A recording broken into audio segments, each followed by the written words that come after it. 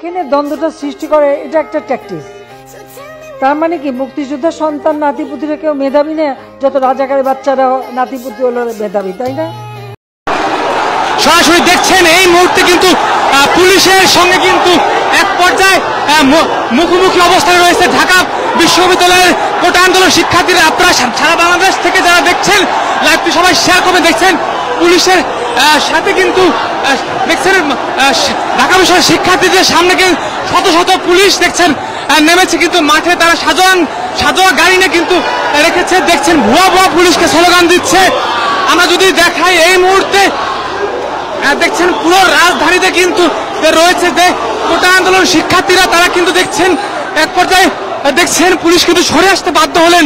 আমরা যদি দেখাই, আপনারা দেখছেন এই মুহূর্তে দীর্ঘদিন পর কিন্তু আসলে বেশ শক্তি প্রদর্শন কিন্তু করলো ছাত্ররা। দেখছেন এই মুহূর্তে কিন্তু পিছিয়ে পড়ছেন, পিছিয়ে যাচ্ছে।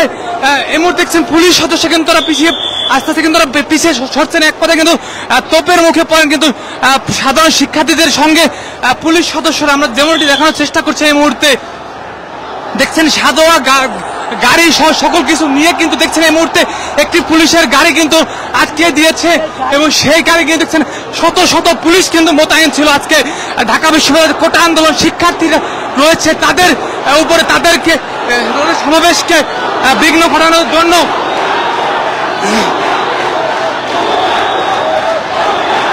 আপনারা যেখান থেকে দেখছেন সবাই লাইভটি শেয়ার করবেন। প্রবাস থেকে যারা দেখছেন পুলিশের সঙ্গে কিন্তু ধাক্কা ধাক্কি এই মুহূর্তে হচ্ছে। আমরা যদি দেখার চেষ্টা করছি, পুলিশ সদস্যকে তারা দেখছেন কঠিন পর্যায়ে রয়েছেন তারা কিন্তু, এবং গো ব্যাক